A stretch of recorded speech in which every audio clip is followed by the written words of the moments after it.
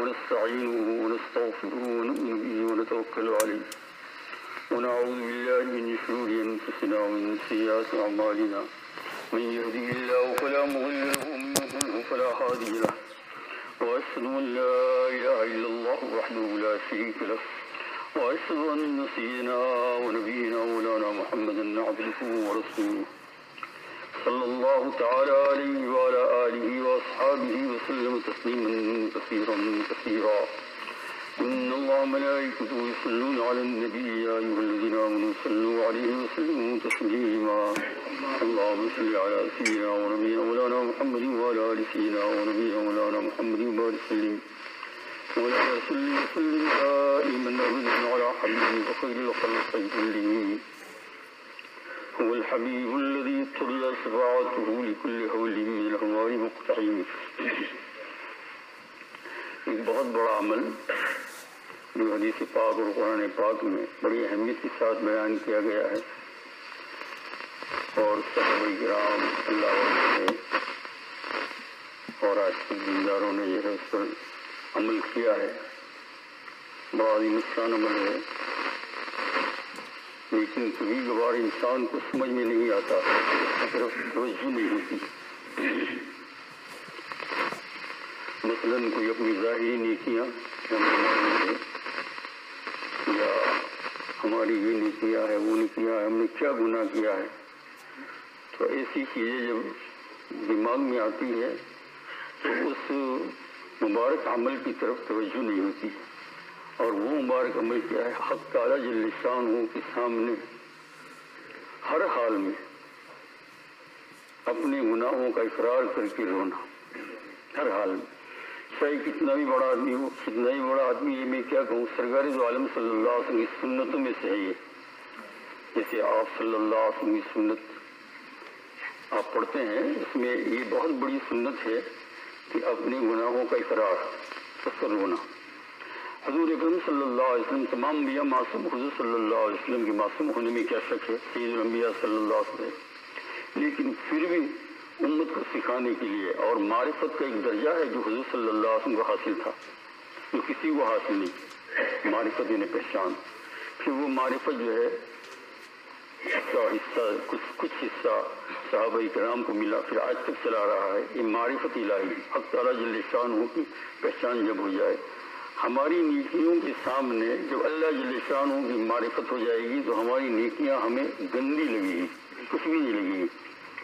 یہ میں پہلے تمہید اس لیے کرتا ہوں تاکہ آپ یہ کہیں کہ اتنے بڑے بڑے لوگ ایسا کر رہے ہیں, صحابہ یہ وہ اصل میں معرفت اللہ جل شانہ. تب سرکار دو عالم صلی اللہ علیہ وسلم متعلق آپ دیکھیے کیسی کیسی دعائیں مانگتے ہیں. حدیث پاک میں بعض اوقات یہ ہوتا ہے کہ اللہ کا معصوم نبی کون سے گناہوں سے مانگتا ہے, لیکن گناہ نہیں ہوتے ہیں, کچھ بھی نہیں, معصوم اللہ تعالیٰ نے فیصلہ فرما لیا آپ کے متعلق, لیکن پھر بھی چونکہ معرفت الہی اتنی بڑی معرفت کہ بس آپ پوچھو نہیں.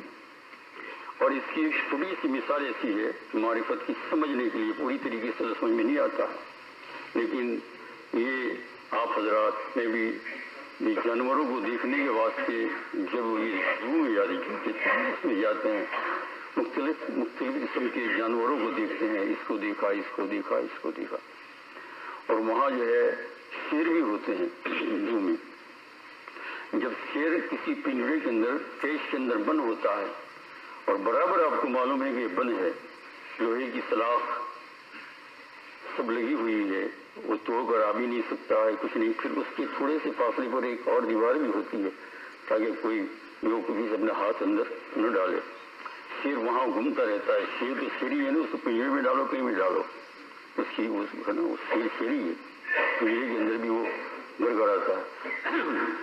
آپ جا کر کھڑے ہوئے, اور یہ مثال حضرت مجید ملت رحمۃ اللہ علیہ نے بڑی شاندار, آپ اس کیس کے سامنے جا کر کھڑے ہو گئے میرے بھائیو, شیر کو دیکھ رہے ہیں, لیکن وہ ایک دم زور سے اس نے آواز لگائی جیسے شیر کی اصلی آواز کیوں کر کے, تو آپ ہٹیں گے نہیں. کوئی آپ کو کہے گا کہ کیوں ہٹے آپ, دو دیواریں ہیں, آپ کو یقین ہے 100%, بلکہ اس سے بڑھ کر کے وہ باہر آ ہی نہیں سکتا ہے. وہ لوہے کی سلاخ لگی ہوئی ہے, لوہے کی دیوار ہے, ایک ایک دو, لیکن پھر بھی دل کے اوپر کیونکہ معرفت کے قریب ہو گیا. یہ چھوٹی سی مثال ہے.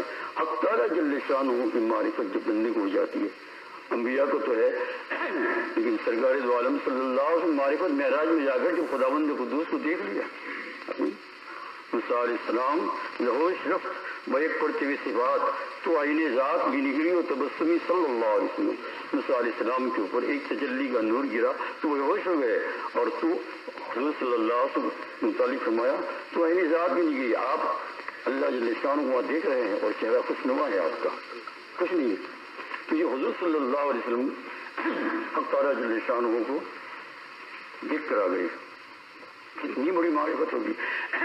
اس معرفت کے اندر آپ فرماتے ہیں اللہم انی ظلمت نفسی ظلما کثیرا، یا اللہ میں نے بہت بڑا ظلم کیا، کہا کیا ظلم کیا اللہ کے رسول، لیکن معرفت آپ نے دکھائی۔ اور کبھی کہتے ہیں وَأَنَا الْبَائِسُ الْفَقِيرُ، یا اللہ میں محتاج ہوں، فقیر ہوں، اصرف مسرد المسکین، مسکین کی مانند مانگتا ہوں، اللہم لا تجعلنی بدعائک شقیہ، یا اللہ مجھ کو دعا کی قبولیت سے محروم نہیں کرنا۔ حضور فرماتے ہیں امت کو سکھا بھی رہے ہیں، اور وہ جو معرفت کا درجہ اوپر ہے، میں نے سمجھا مثال منافقین کے نام حضور صلی اللہ علیہ وسلم نے حضرت حذیفہ رضی اللہ تعالیٰ عنہ کو بیان کر دیے تھے کہ اتنے منافق ہے، لیکن بات کو اپنے پاس رکھنا، کسی کو کہنا نہیں، حکمت تھی اس میں کہ یہ منافقین ہے اتنے۔ اسی لیے جب کسی کا انتقال ہو جاتا تھا تو حضرت عمر رضی اللہ تعالیٰ عنہ کو حضرت حذیفہ کو دیکھتے تھے کہ وہ نماز ہے نشانہ کی ہے ہی نہیں، اگر وہ ہوتے تو پڑھتے، کیونکہ ابو صدیق کو بھی رضی اللہ تعالیٰ مرض لکھے ہوئے، تو عمر رضی اللہ تعالیٰ عنہ حذیفہ سے پوچھ رہے ہیں کہ اللہ کے واسطے بتاؤ عمر کا نام تو نہیں ہے اس میں؟ یا اللہ، کہا میں کس چیز کا نام ہے وہ جاننا نہیں چاہتا ہوں، لیکن میرے متعلق بتا دو، تو کہا آپ کا نام نہیں، کیسے نام ہوگا عمر رضی اللہ؟ یہ کیا بات تھی؟ حالانکہ جن عشرہ مبشرہ میں سے حضور صلی اللہ علیہ وسلم نے صراحتاً فرما دیا کہ ابو بکر جنتی، عمر جنتی رضی اللہ تعالیٰ عنہ، عثمان علی رضی اللہ عنہ جنتی، اور 10 صحابہ سامنے بتا دیا۔ حضور صلی اللہ علیہ وسلم زمانے میں لوگ ان کو جنتی سمجھتے تھے کہ ان کو جنت کی بشارت مل گئی ہے، پھر بھی یہ خوف کھائے گا، یہ معرفت دکھا آپ نے، یہ کیا ہے؟ معرفت اللہ جل، یہی چیز جب آتی ہے، اور یہ ہم لوگ تو اس سے بہت دور ہے، لیکن کوشش کرے تو تھوڑا بہت حصہ مل جائے گا۔ معرفت کا ایک ختم نہیں ہوئی، کوئی چیز ختم ہونے والی نہیں قیامت تک، یہ معرفت کا حصہ بھی ملتا ہے، اس کے لیے کوشش ہے، اس کے لیے کچھ چیزیں ہیں، یہ پوشیدہ راستہ ہے اللہ اور بندے کے درمیان، مخفی راہ ہے، اللہ اور اس کی بندے کے درمیان میں کیا ہے؟ پوشیدہ راستہ ہے، اس میں معرفت کا حصہ ملتا ہے۔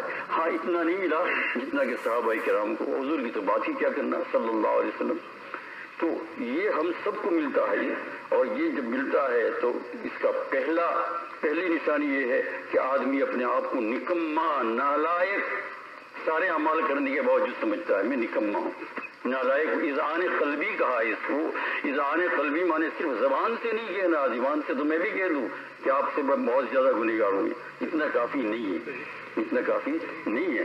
اذعان قلبی اسے کہتے ہیں کہ دل کے اندر آدمی کو یقین ہو جائے، اس کا مراقبہ ہوتا ہے، اذعان قلبی بہت اونچا درجہ ہے، قلب کے اندر یقین ہو جائے، اور اگر زبان سے کہنا ہو تو کسی کے سامنے نہیں، کوئی نہ ہو اپنے کمرے میں، جنگل میں، جھاڑ میں، اس کو تو اپنی زبان سے ادا کرو، وہ آپ نہیں کہتا۔ آج ہم تھوڑی سی نیکی کرنے کی بات ہوتا نہیں، کہاں سے یہ درجہ کیسے ملے گا؟ یہ درجہ، اور یہ درجہ جب ملے گا تو آدمی کی زبان کے اوپر ہمیشہ کیا رہے گا؟ استغفار رہے گا، اذعان قلبی کے ساتھ۔ قرآن پاک میں حق تعالیٰ جل شانہ 11ویں پارے میں ارشاد فرماتے ہیں، کھانسی مجھے بھی ہو رہی، لیکن نماز کے اندر مجاہدہ کرتے ہیں، کیا کرتے ہیں؟ نماز کی بات ہے 5-7 منٹ بس، اور وقتوں میں اللہ تعالیٰ نے کھانسنے کو منع تھوڑا فرمایا، لیکن 4-5 منٹ کہا، جیسے رمضان میں روزے میں مجاہدہ کرتے ہیں تھوڑا سا۔ تو 11ویں پارے میں ارشاد فرماتے ہیں وَآخَرُونَ اعْتَرَفُوا بِذُنُوبِهِمْ خَلَطُوا عَمَلًا صَالِحًا وَآخَرَ سَيِّئًا عَسَى اللَّهُ أَن يَتُوبَ عَلَيْهِمْ إِنَّ اللَّهَ غَفُورٌ رَحِيمٌ۔ 11واں پارہ سورہ توبہ۔ اللہ تعالیٰ نے فرمایا دوسرے کچھ لوگ ایسے بھی ہیں، یہ گنہگاروں کی تعریف ہو رہی ہے، عجیب، قرآن پاک تو عجیب، سمجھے؟ گناہ سے اتنا ڈرنے کا نہیں جتنا تکبر سے ڈرنے کا، نیکیوں کو کرنے کے بعد تکبر آ گیا تو یہ گنہگاروں کا اعلیٰ درجے کا سردار ہو گیا، یہ تکبر سے۔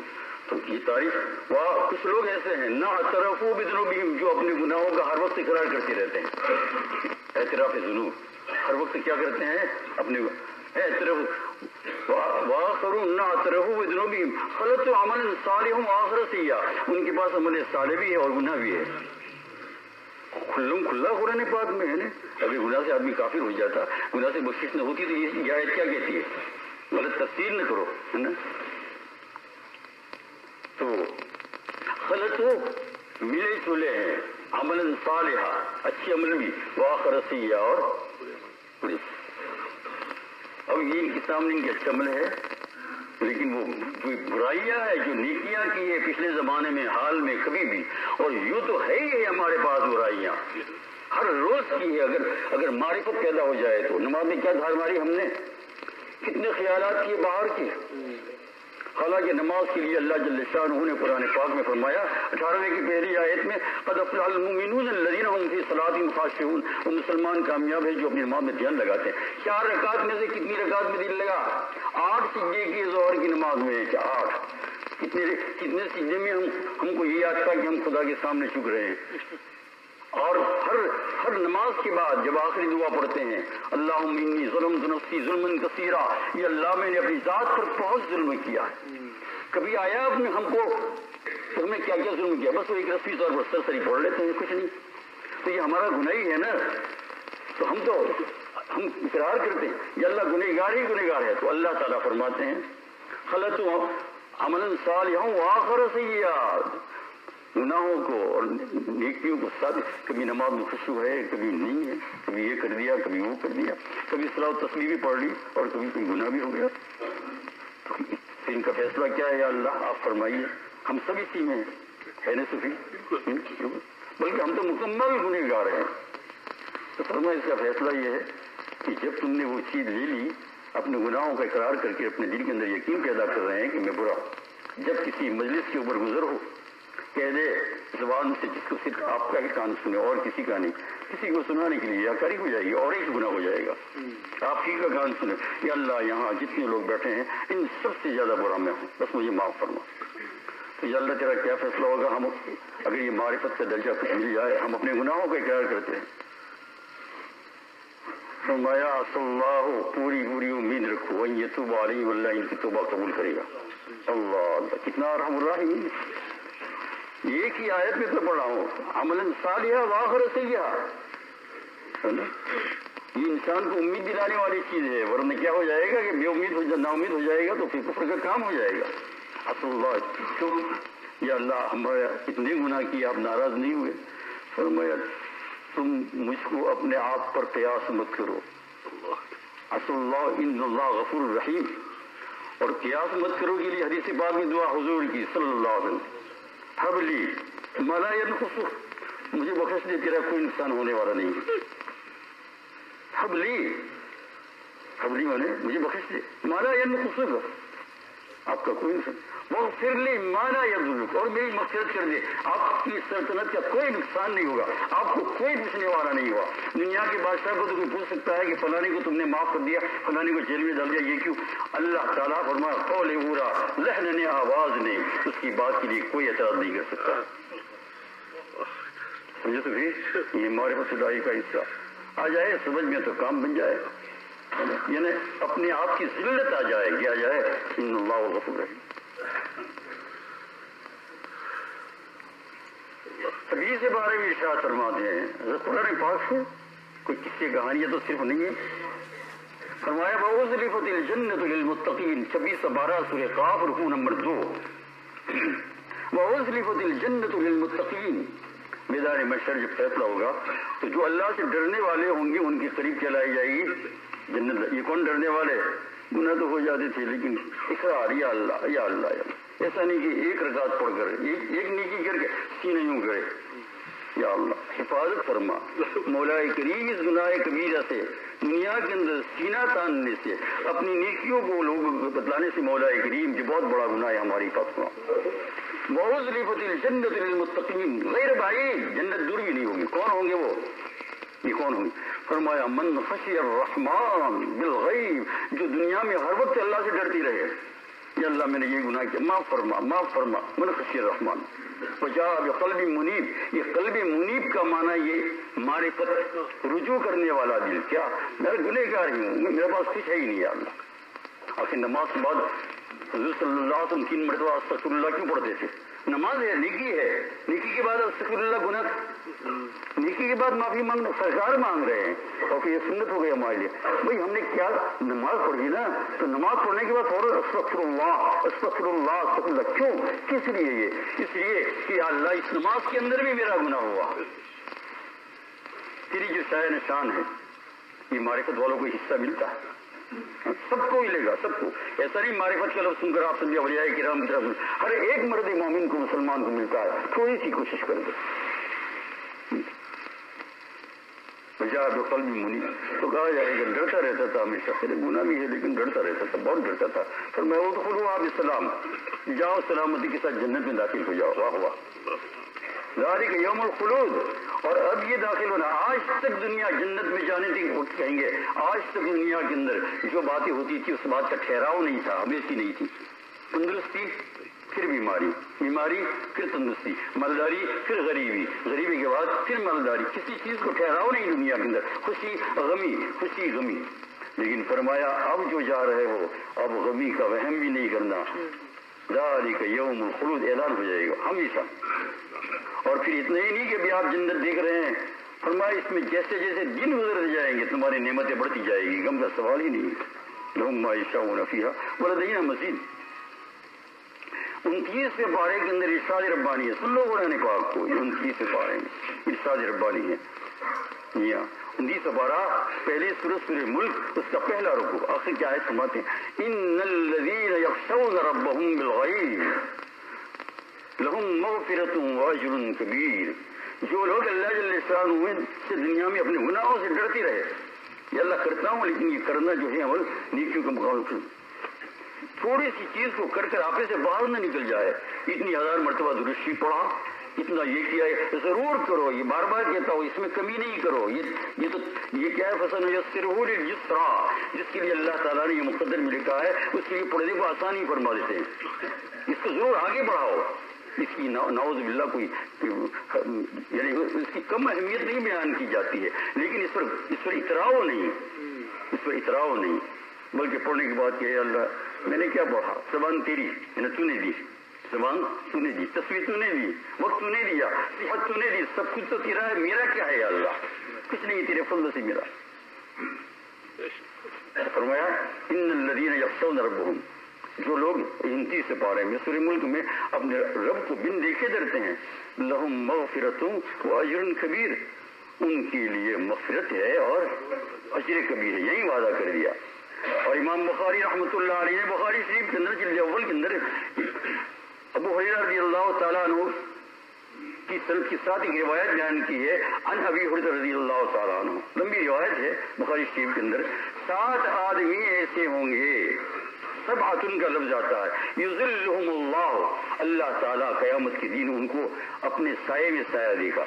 7 आदमी का माना यानी सिर्फ 7 नहीं, ये 7 किस्म, इसमें एक एक किस्म के अंदर लाखों आदमी हुए, अल्लाह जानता है उस 7 में सिर्फ 7 नहीं, सिर्फ 7 होते आगे साहब आ गए, अंबिया आ गए, हम तो कहा नहीं, इसमें लाखों करोड़ों होंगे जिनके अंदर ये सिफत पाई जाएगी।